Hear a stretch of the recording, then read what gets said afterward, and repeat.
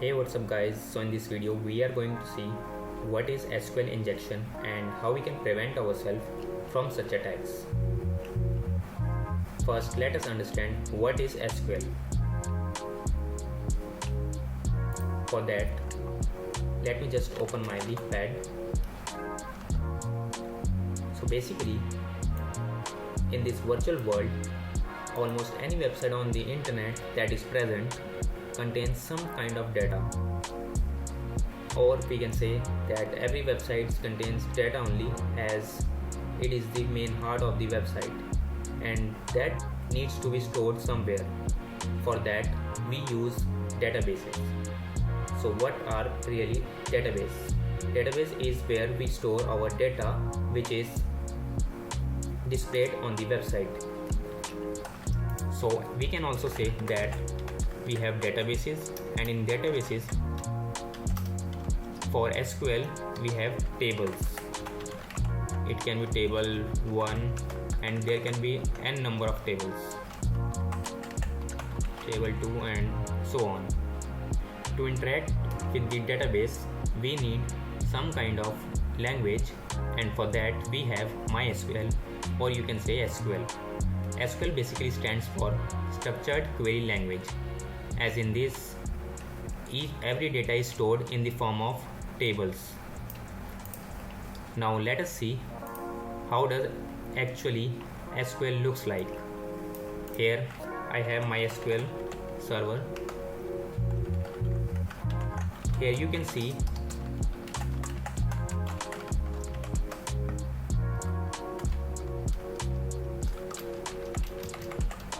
I have 4 databases: DBWA, Information Schema, MySQL and Performance Schema, and each database have some tables. Suppose we are using DBWA database, and in this we can see there are 2 tables and each tables have data in the form of table only. Suppose in SQL we actually interact using queries. It is a query language. So to interact with the database we use SQL queries. Queries is in the form of statements, like we have select asterisk or star from, and then we can write the table name like guest book. Here you can see it has some data. It have comment ID, comment and name, and there is only one field, like there are only one comment. This is our test comment. So this is how SQL looks like. Now the question arises, what is SQL injection? As the name says, SQL injection, that means we are injecting some statement or some executable and malicious query in this SQL queries. Like suppose we have select star from guest book, and we have statement like where name equals test, and instead of that, if a hacker or any attacker injects some other statement in this, like we add where name equals test or 1 equals 1, that means we will select everything from the guest book table where name equals to test or 1 equals 1. That means this will be always true. That means we will get all the data from this guest book table. Now let us understand on DBWA. Here I have this DBWA application running. We have this input field for user ID. Now here if we enter 1, it is giving us the result, first name and surname. If we enter 2, it gives the result for user ID 2, that is Jordan Brown. Now what if I enter here one single quote or let us say order by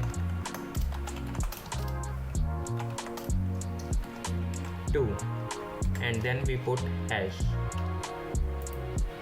Here you can see we got the result. What if I do the same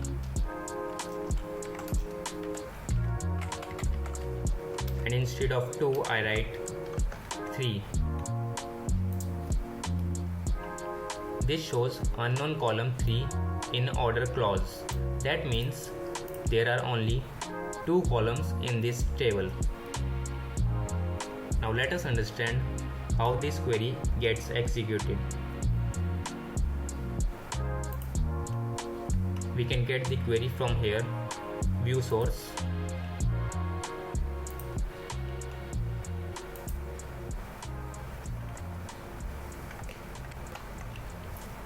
We can check from view source.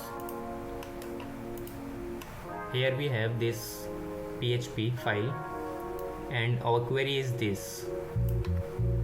Now let us understand it in the leaf pad.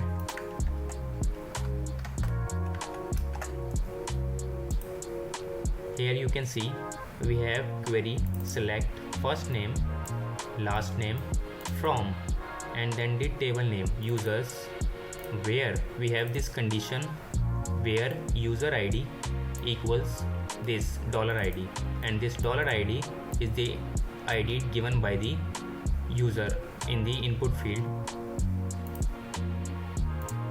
from here. So what happen is, if we give the user ID 1, this query is completed and the user ID 1 data gets printed in the UI or on the website. But what if we write user ID equals 1, as we have written here, user ID 1 single quote order by 3. That means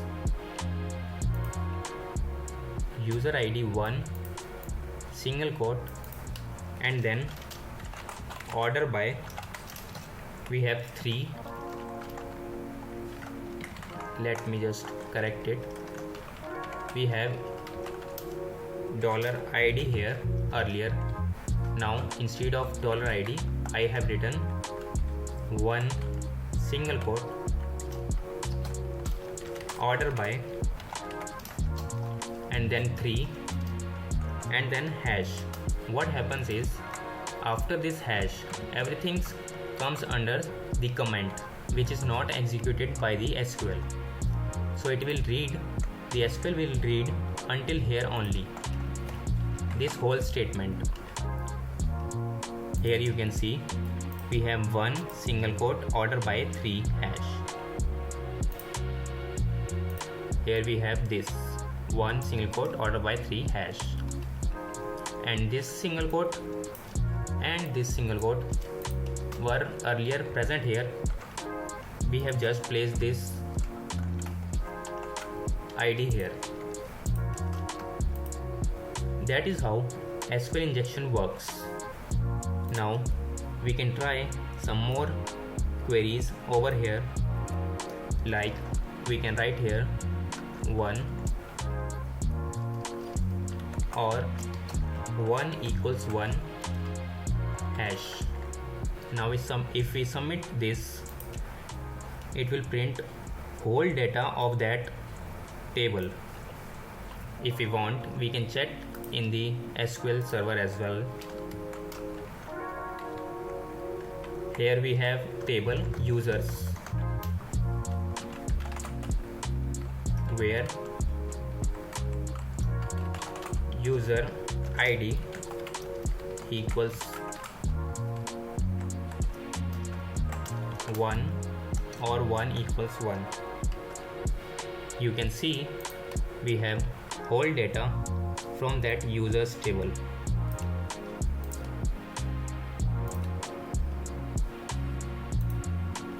Now here we need to restrict this input field so that user can only add a user ID only, that is 1, 2 or 3, and it cannot add something other than that.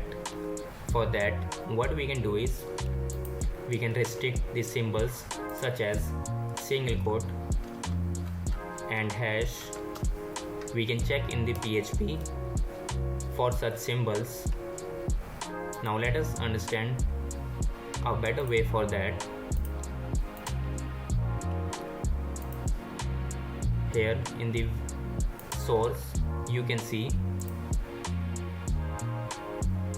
we can do some kind of restrictions here, such as we have limit, that is the only one record will be printed, and here the ID is also structured in such a way that it should be numeric only. That means if someone write order by or any other SQL query, it will not get executed. There are several websites that have like login page, and there if a username and password in that, if we put such queries, we can also bypass that login. So it is highly recommended to have some kind of restrictions in those input fields, especially where we need username and passwords. If you like this video, do hit the like button and subscribe to our channel for more such videos. If you have any query, you can mention it in the comment box.